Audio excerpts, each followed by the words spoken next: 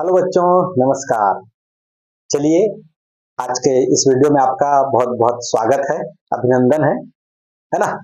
हम सब आज मिलके जो है वाष्प दाब में आगे के जो विषय हैं उनको पढ़ेंगे। तो हमने पिछले वीडियो में देखा था कि वाष्प दाब के किसी द्रव की सतह पर द्रव के अणुओं का या कणों का जो हानि होता है वो वाष्पन कहलाता है, तथा वाष्प से दोबारा द्रव का बनना संघनन कहलाता है। तो वाष्पन और संघनन एक समय में दोनों की गति एक समान होती है, उसे उसकी साम्य अवस्था कहते हैं। तो द्रव के सतह पर अणुओं की जब हानि होती है तो वाष्प की संख्या धीरे धीरे बढ़ती जाती है। तो उन वाष्प के द्वारा वापस उस द्रव के सतह पर वाष्प के अणुओं द्वारा एक बल आरोपित किया जाता है, जिस बल को या दाब को हम वाष्प दाब कहते हैं। ओके, तो आज देखेंगे वाष्प दाब में द्रव को मिलाने पर जो द्रवीय विलयन बनेगा, यानी कि हम दो द्रव लेंगे, दोनों द्रवों को आपस में मिलाएंगे जिससे एक और विलयन बनेगा। तो उस विलयन के वाष्प दाब की आज चर्चा करते हैं कि क्या स्थितियां होंगी। ओके, चलिए स्टार्ट करते हैं वाष्प दाब का ये अगला भाग, जिसमें हम देखेंगे एक द्रव को दूसरे द्रव में मिलाएंगे तो इसको मिलाने पर बनेगा द्रवीय विलयन। द्रवीय क्या बनेगा? द्रवीय विलयन। ठीक है, द्रवीय विलयन। आज बात करेंगे कि इस द्रवीय विलयन में वाष्प दाब कैसे होगा, क्या होगा। क्लियर? ठीक, तो सबसे पहले देखते हैं कि हमारे पास एक द्रव है। ठीक, ये द्रव नंबर 1 है, जो कि अभी हमने मिक्स नहीं किया है एक दूसरे को, तो यह द्रव अपने आप में कैसा है? शुद्ध है। ठीक है, यह द्रव कैसा है? शुद्ध है। हमने दूसरे द्रव में इसको मिक्स नहीं किया, शुद्ध द्रव। ये 1, ये पहला शुद्ध द्रव। ठीक है, फिर इसकी वैसी बंद व्यवस्था करेंगे तभी तो इसके वाष्प बनेंगे और वाष्प दाब रहेंगे। ठीक, तो इसकी बंद व्यवस्था किए तो क्या होता है, एक समय बाद जो है सतह के जो अणु होते हैं वो वाष्प में बदलना शुरू हो जाते हैं। ठीक, इस तरीके से वाष्प इस सतह से बाहर निकल के ना चले जाएं, इसलिए हमने इसको एक ढक्कन ढक दिया। अब इन वाष्पों के द्वारा क्या होगा, यहां से एक दाब लगेगा जो कि इस P1 द्रव का क्या होगा? वाष्प दाब होगा। क्या होगा? वाष्प दाब होगा। तो इसको मैं लिख दे रहा हूं P01, जो कि इस द्रव का, शुद्ध द्रव 1 का वाष्प दाब। क्लियर है? ठीक है, ओके। तो यहाँ पे P0 जो है इस शुद्ध द्रव 1 का क्या है? वाष्प दाब। ठीक है, P01 शुद्ध द्रव 1 का वाष्प दाब। वाष्प दाब। ठीक है भाई, ओके। अब देखते हैं एक दूसरा कोई उपकरण है, उस उपकरण में भी एक द्रव रखा है जो कि अपने आप में तो शुद्ध है भाई, हमने मिक्स तो किया नहीं है। ये दूसरा द्रव है जो अभी किस अवस्था में है? शुद्ध अवस्था में। ठीक, इसको ऐसे बंद पात्र बना देंगे, यहां से अणुएं जो है वाष्पित होके जाएंगी और वाष्प में बदल जाएगा। अब इन वाष्प के अणुओं द्वारा कुछ समय बाद द्रव की सतह पर कुछ बल जो है आरोपित होगा, उस बल को वाष्प दाब कहते हैं और वो होगा P02। ओके, ये क्या होगा? P02। तो शुद्ध द्रव 2, P02 जो होगा, P02 शुद्ध द्रव 2 का वाष्प दाब। क्या है? वाष्प दाब। ठीक है, तो इस तरीके से आपके सामने दो द्रव है या दो विलयन है, जिसमें शुद्ध द्रव 1, शुद्ध द्रव 2, इनके अपने अपने जो है वाष्प दाब।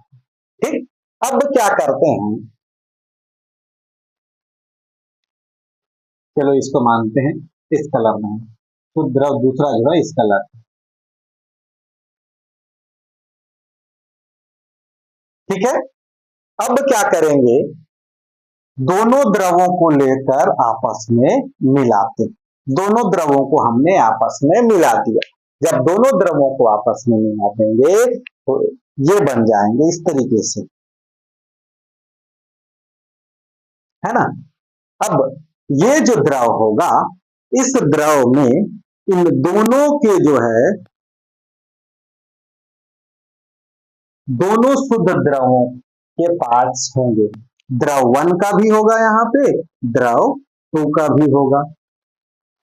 समझ में आ रहा है?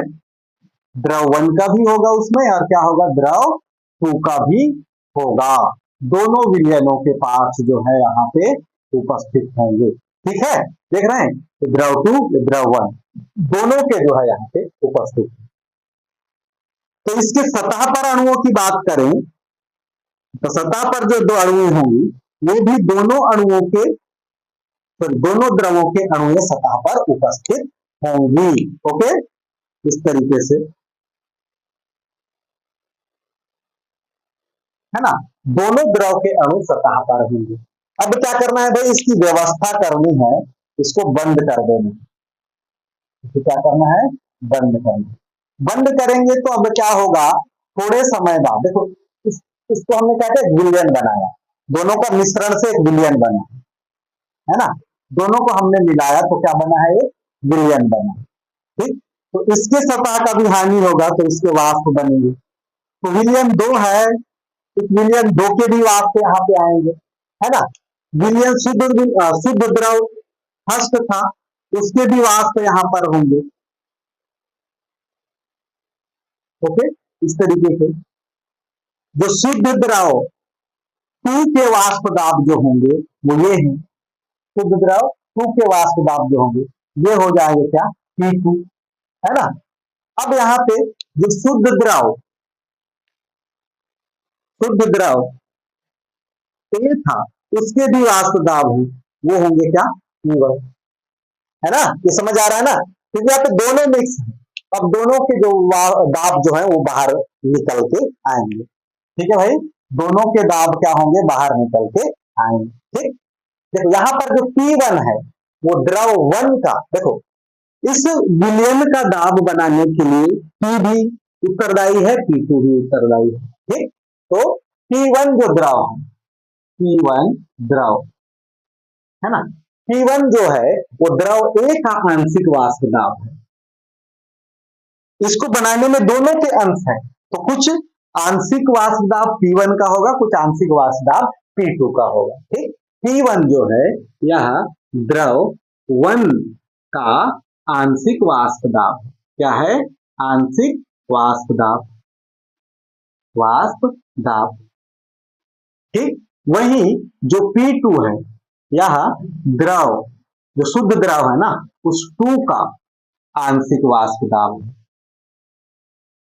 क्योंकि इस विलयन में दोनों के दोनों शुद्ध द्रवों को आपस में मिला लिया गया है, इसलिए यहाँ पर P1 जो होगा वो द्रव 1 का आंशिक वाष्प दाब होगा, और P2 जो होगा वो द्रव 2 का आंशिक वाष्प दाब होगा। ठीक है, ठीक है ना।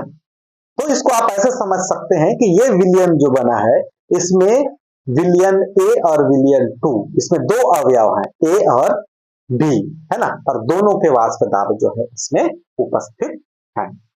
ओके, ठीक, समझ में आ रहा है, इस विलयन में दोनों के जो है वाष्प दाब उपस्थित हैं।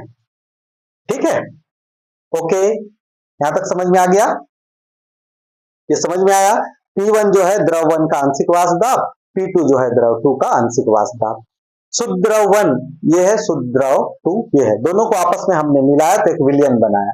ठीक, तो शुद्ध द्रव 1 का आंशिक वाष्प दाब P1, शुद्ध द्रव 2 का आंशिक वाष्प दाब P2। ठीक, लिख लीजिए भाई इसको। ओके, लिख लीजिए। ठीक,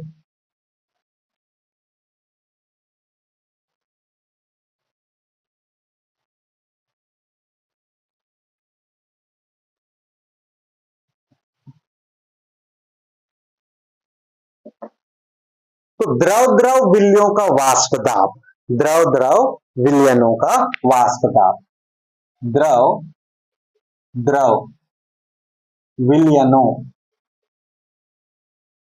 विलयनों का वाष्प दाब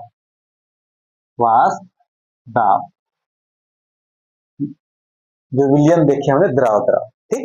जब किसी द्रव विलेय का विलयन किसी द्रव विलायक में बनाया जाता है, ठीक है, तो विलयन में दोनों के अवयव वाष्पशील होते हैं, ठीक है। जब किसी द्रव विलेय का द्रव विलायक में विलयन बनाया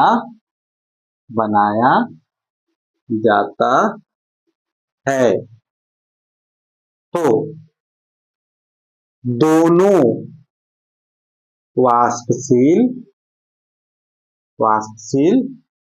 होते हैं, है ना। दोनों कैसे होंगे? वाष्पशील होते हैं। जब एक द्रव विलेय हो और दूसरा द्रव विलायक है, दोनों को आपस में मिलाया जाता है, तो ये कैसे होते हैं? ये दोनों का जो है क्या होगा? वाष्पन होगा, दोनों वाष्पशील होंगे, ठीक है। समझ आ रहा है? अतः उस विलयन के कुल वाष्प दाब में दोनों अवयवों के वाष्प दाब योग के बराबर होता है, ठीक। अतः विलयन का वाष्प दाब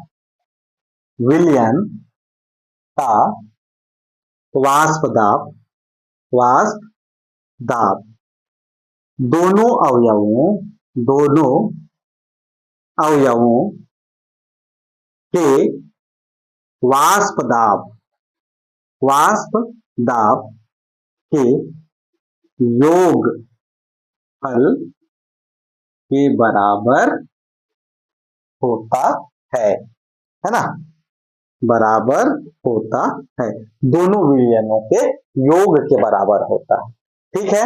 ओके, जैसे अभी हमने देखा था कि हमने यहाँ पे दो विलेय पदार्थ मिलाए थे, दो शुद्ध द्रव नंबर 1, शुद्ध द्रव नंबर 2, दोनों को हमने मिलाया था। तो एक का आया था P1, दूसरे का आया था P2। तो इस विलयन का टोटल वाष्प दाब अगर देखें, टोटल वाष्प दाब यानी कि P, ये क्या होगा? P1 plus P2। समझ में आ रहा है? इस विलयन का अगर कुल वाष्प दाब देखें, तो उस विलयन के कुल वाष्प दाब में दोनों अवयवों के वाष्प दाब का योग होगा, ठीक है। विलयन के दोनों अवयवों के वाष्प दाब के योग के बराबर, ठीक है भाई। समझ में आ रहा है? चलिए इसको स्क्रीनशॉट ले लें।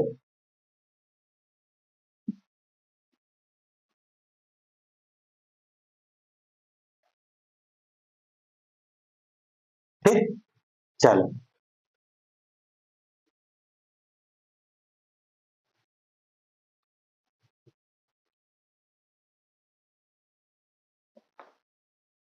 अब देखते हैं वाष्पशील विलेय जो है ना, वो अगर रहेंगे तो क्या होगा? तो इसको समझाने के लिए राउल्ट ने नियम दिया था। तो राउल्ट के नियम के अनुसार एक निश्चित ताप पर विलयन में उपस्थित किसी वाष्पशील अवयव का आंशिक वाष्प दाब उस अवयव के मोल अंश के समानुपाती होती, ठीक है। उस अवयव की क्या होती है? मोल अंश के समानुपाती होती है, ठीक है भाई। ठीक, राउल्ट इनकी विलेयता के संदर्भ में राउल्ट ने नियम दिया, राउल्ट का नियम।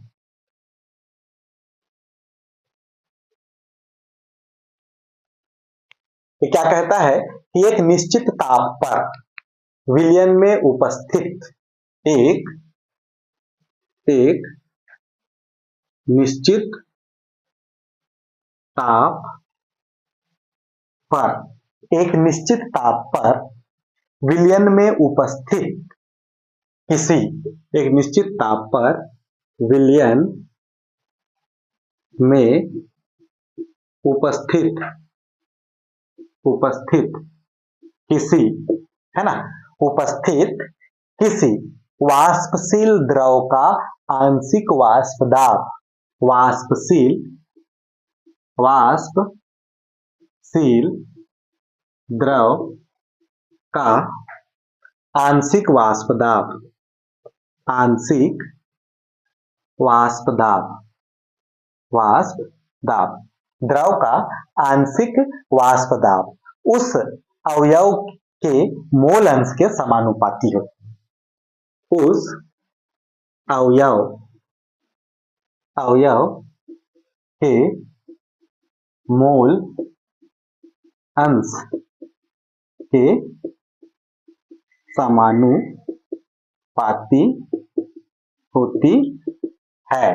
ठीक है, क्या कहता है, एक निश्चित ताप पर विलयन में उपस्थित किसी वाष्पशील द्रव का आंशिक वाष्प दाब उस अवयव के मोल अंश के समानुपाती होती है। ठीक है, अवाष्पशील है ना, सॉरी कैसा, वाष्पशील द्रव है, वाष्पित होने वाला। ठीक, तो वाष्पशील द्रव का आंशिक वाष्प दाब P डायरेक्टली प्रोपोर्शनल टू मोल अंश या मोल फ्रैक्शन।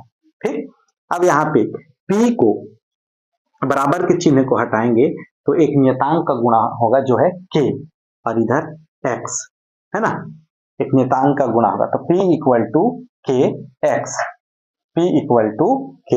एक्स। ठीक है, यहाँ पे क्या हो जाएगा, P इक्वल टू के एक्स उसके मोल अंश के समानुपाती होती है। क्लियर है? ठीक है भाई, ये क्या कहता है, राउल्ट का नियम। ठीक, चलिए इसको लिख लीजिए।